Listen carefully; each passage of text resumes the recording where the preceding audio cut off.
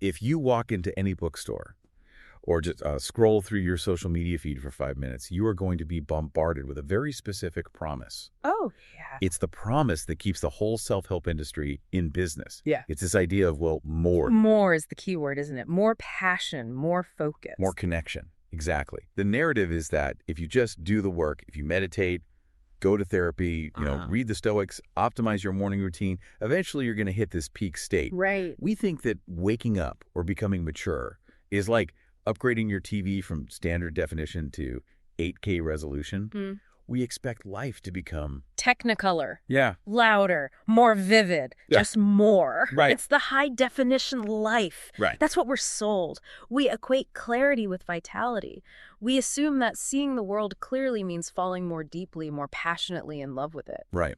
But I have a stack of notes here today that suggests we might have the map completely upside down. We're doing a deep dive into a really fascinating and, frankly, kind of unsettling essay. Oh, this one? Yeah. It's titled, When Clarity Thins the World. It is a haunting concept, isn't it? The title alone gives you a pause. It really does. Yeah. And before we get into the meat of it, we need to introduce the architect of this idea. This essay is written by the philosopher Pedro Malha. He's also the founder of something called the Ghosts Movement. And if you know anything about Malha, or Ghosts Movement, you know they don't exactly traffic in comforting lies. Malha is very interested in the human condition as it actually is, not how we wish it would be. So here's the mission for this deep dive. We're going to explore what Malha calls the price of honesty. He sets up this central paradox. We chase clarity because we think it's going to stabilize us, give us this, roaring sense of purpose. But he argues it might do the opposite. Exactly. What if clarity dismantles the very machinery that makes life feel interesting? He's suggesting that when you finally see how the projector works, the movie stops being so gripping. Yeah. The thickness of the drama just evaporates. And honestly, that sounds terrifying. It sounds like losing your mojo. It does sound terrifying to our modern sensibilities. But we need to unpack why that fear exists, because Malha argues that this thinning isn't a failure. So what is it? It's just a misunderstood consequence of seeing too much. Okay, so let's jump into the phenomenon itself, because thinning is a weird word to describe a psychological state. It is. When I first read that term in the essay, my brain went straight to, burnout or depression, that gray, flat feeling where nothing tastes good. And that's the most common misunderstanding. Malha is incredibly precise about distinguishing this. We have to be clear. He's not talking about a collapse. Yeah. He's not talking about clinical depression or dysfunction. So the car is still driving down the road. The car is running perfectly, maybe even better than before. Malha writes that the outer form of life remains completely intact. So you're showing up to work. You are. You're showing up to work on time. You're smiling at your spouse. You are having dinner with friends. You're not hiding in a dark room avoiding the world. So if I'm looking at you from the outside, you look fine. You look like a functioning, successful adult. Exactly. But internally, the gravity has changed. What does he mean by that? He describes it as a loss of inner pressure. Think about that feeling you get when you have a massive deadline, or when you're trying to impress a date, or you're arguing for a cause you believe in. There's a vibration, a feeling of this matters, this is critical. Oh, yeah. The juice, the stakes. Right. In this state of thinning, the juice is gone. The density of the moment evaporates. So you're doing the things. You're doing the things, you're engaging in the conversations, but they don't weigh anything anymore. That's such a specific image. A reduction in density. It's like walking on the moon. You're moving, you're functioning, but you aren't hitting the ground hard enough to leave a footprint. Precisely. Yeah. And because we are cultural adrenaline junkies, because we define being alive by the intensity of our emotions, we interpret this calmness as a problem. We panic. Malha points out that people often hit this state, maybe after years of spiritual practice or just through the natural process of aging, and they think something is terribly wrong. I would absolutely panic. I would. 100%. If I woke up tomorrow and my big goals didn't give me that little spike of anxiety, or if a conflict didn't make my heart race, I'd think I was losing my edge. I'd think, did I lose my passion? Am I dying inside? And that reaction is exactly what Malha is dissecting. He says the disturbance you're feeling in this state isn't pain. What is it then? It's the absence of the drama you're addicted to. Oh. It's quiet. And for most of us, silence is incredibly uncomfortable. We miss the noise because the noise told us we were part of a story. Okay, so let's look at the noise. If the thinning is the silence, what was creating the racket in the first place? Yeah. Mala has this section on the machinery of meaning. And this is where it gets really philosophical. This is the core engine of the essay, really.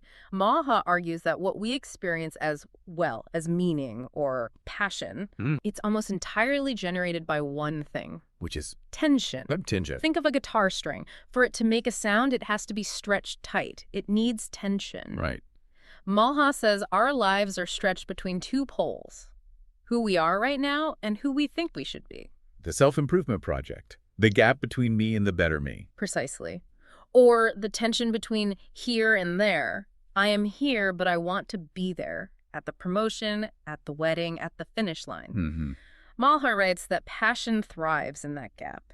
Anxiety, ambition, hope, even jealousy, they all borrow their energy from the fact that you haven't arrived yet. You are unfinished. That makes so much sense. It basically explains why the grind is so addictive. When I'm training for a marathon or trying to launch a new project, every morning feels high stakes because I'm trying to bridge that gap. Yeah.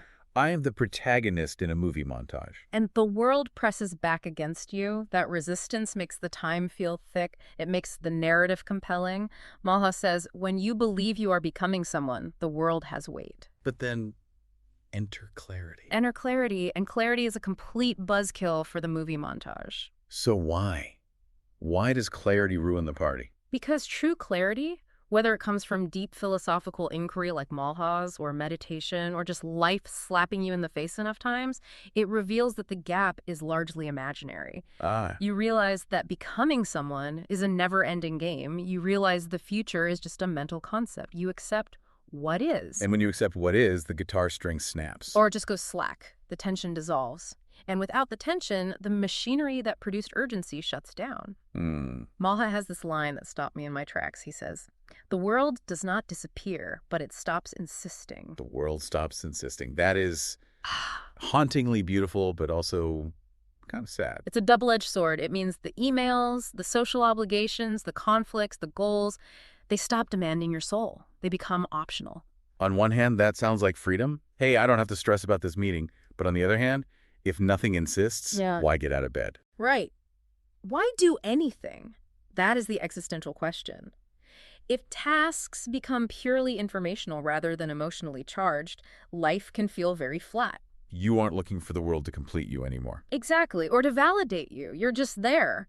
The future loses its magnetic pull. You aren't being dragged forward by your ambitions. The hook is gone.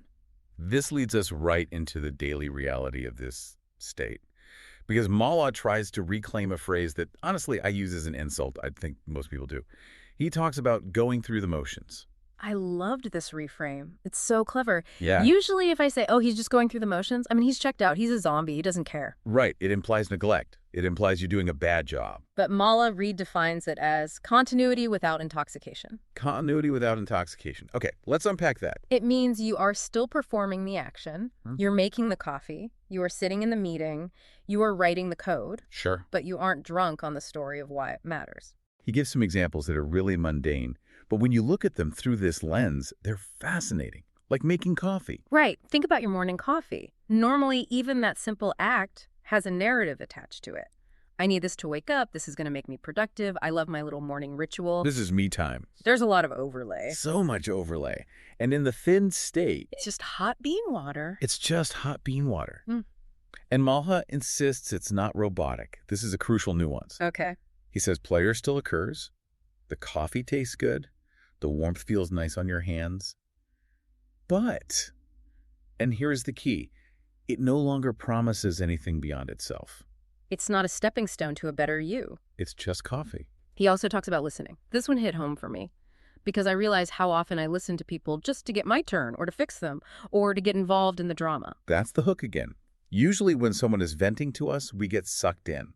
We validate, we argue, we feel the emotions with them. Right. We become a co-star in their drama. It feels connecting. It feels intimate. It feels like we're in the trenches together. But in the state of thinning, you hear them, you understand perfectly, you respond kindly, but you don't take the bait. You don't get hooked. Malha says you become like a mirror. Yes. But imagine how that feels to the other person. If I'm spinning a dramatic story about my boss, And you're just calmly nodding, understanding, but not vibrating with me. It feels weird. Yeah. It feels dismissive. I'd be thinking, don't you care? Why aren't you angry for me? Exactly. And this brings us to what Malha calls the ethical cost. Because there is a trap here. He calls it the good person trap. Which is counterintuitive. You'd think someone who is detached like this would be cold. But Mala argues they often become more ethical. Well, think about the logic. If I don't need anything from you, if I don't need you to validate my ego or soothe my anxiety or give me a promotion, then you could actually be considerate. I can be very considerate. I'm not using you. I have no agenda. You're safe. You're patient. You're kind. Exactly. And Malha observes that people in this state, because the thinning leaves them with a lot of free bandwidth, they often gravitate toward teaching or mentoring or giving back. Since they don't have their own burning ambition anymore, they help others with theirs. But Malha being Malha, he doesn't just let us have that win. He questions it. He pokes at it. He does. He asks, is that actually purpose returning? Is it a noble calling, or is it just something to do to pass the time? He calls it continuity wearing the shape of a mission. That is savage. It cuts deep. He's asking if the teacher role is just a mask you wear because doing nothing is too boring. Right. From the outside, a passionate mentor and a thin mentor might look exactly the same. They are both helping, but internally. One is burning with the desire to change the world. The other is just tidying up. And then he drops this hammer of a question about the act of teaching itself. If clarity leads to this thinning, this loss of passion and urgency, what are you actually doing when you guide others toward it? It's the hidden endpoint of awakening that isn't on the brochure. If I'm a guru helping you wake up, am I just inviting you into the same flatness I feel? Wow. It brings up a real ethical dilemma. Come join me. The water is room temperature. Abandon hope and also abandon despair.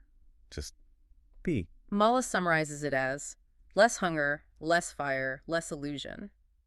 And he asks, quite sharply, is this actually a gift? Because not everyone wants to trade their intensity for peace. I think most people wouldn't if they really understood the trade. Really? If you offered someone a choice, you can have a roller coaster life of high highs and low lows, or you can have a perfectly peaceful, flat line. I think most people choose the coaster. Because the coaster feels real. And this bleeds into our relationships, too. Malha talks about relational flattening. We feel real when other people mirror our emotions back to us. If I'm excited, I want you to be excited. Resonance. We crave resonance. But if you are in this state of clarity, you stop resonating with the drama, you don't feed the feedback loop, and the people around you feel a quiet absence of urgency. It's almost like a vacuum. It is. And people can interpret that as superiority. Oh, look at him. He's too zen to care about my problems. Even if you are kind, you aren't magnetized. You don't have that pull. You don't have that sticky quality that makes relationships feel so intense. It's contagious in a bad way. Like, if I hang out with someone who has seen through the illusion, it starts to poke holes in my illusion. And I like my illusion. Or illusion is where I keep all my stuff. And that is the crux of the next section of the essay, The Temptation of Illusion.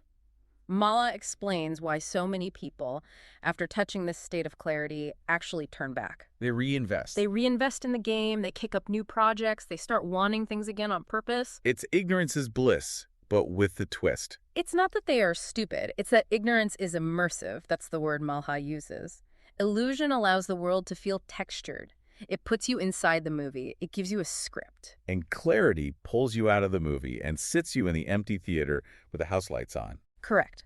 Malha writes, and this is a key takeaway, that awareness is accurate, honest, and stabilizing, but it is not seductive. It doesn't generate its own momentum. Not by itself. It removes false reasons for living faster than it provides real ones. That line really stuck with me.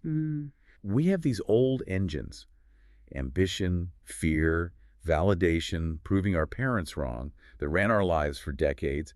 Clarity shuts those engines off. But we haven't built a new engine yet. And we have a massive cultural gap here. Think about our stories. We have a million movies about the underdog fighting for glory. We know how to strive. We have almost no language for quiet alignment. No? We don't know how to celebrate action without intoxication. It reminds me how we treat retirement. We panic. We think, I need a hobby. I need a project. I need to learn Italian.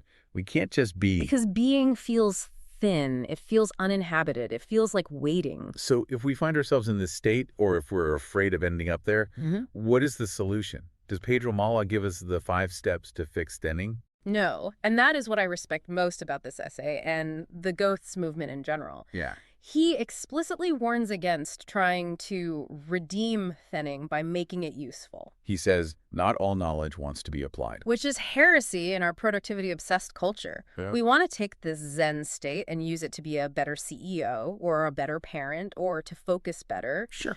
But Malha insists that thinning is a consequence, not a goal. It's just what happens when the illusion breaks. You can't fix the truth. So it's not a problem to be solved. It's just a weather pattern to be in. Right. And conversely, and I think this is so important for you to hear, he says that if you choose to go back to the illusion, if you prefer the thickness of the dream, that is a valid choice. It deserves respect rather than correction. I love that. It's okay to want to be in the movie. It's okay to want to care about the football game or the promotion. It is, but we must be honest about it. Malha's final definition is that thinning is simply seeing too clearly for certain illusions to survive. You can't unsee it. No. But you can choose which world you want to inhabit. It really challenges the hierarchy we have, where enlightened is always better than asleep. Mala is basically saying, look, this is what awake actually feels like. It's quiet, it's thin, it's honest. Are you sure you want that? It brings us back to the title. Clarity thins the world. It strips away the excess. And for a human animal that evolved to hunt and strive and reproduce, that excess is often what makes us feel alive. So let's bring this home. We've covered a lot of ground here. We started this deep dive expecting that growth equals vibrancy. And we found that meaning is fueled by tension. So when you remove the tension, you remove the thickness. We talked about the daily reality, that coffee is just coffee, and how going through the motions is actually a form of pure continuity. We looked at the ethical trap, how you can be a good person simply because you've stopped needing things, but also the cost of losing that deep connection with others because you aren't playing the game anymore. And we landed on the choice, the temptation to go back to sleep because the immersive dream is just more fun. Or at least more gripping. This has been a look at When Clarity Thins the World by Pedro Malha. It's one of those pieces that once you read it, you start seeing it everywhere. Oh, absolutely. You start noticing the thinning in your own moments of calm. It certainly reframes those moments. Instead of thinking, I'm bored, you might realize, oh, I'm just seeing clearly right now. This is just reality without the filter. I want to leave everyone with a final thought, something to chew on. Malha suggests we need to resist the urge to make truth palatable. He writes, that may not be bliss, but it may be the price of honesty. It's the ultimate question to leave us with. If clarity doesn't make life better, but only truer, are you actually willing to pay that price? Or is the intoxication of the story actually the whole point of being human? Do you want the truth, or do you want the thickness? Ask yourself that the next time you're frantically chasing a goal or just quietly drinking your hot bean water. Thanks for diving in with us. Always a pleasure.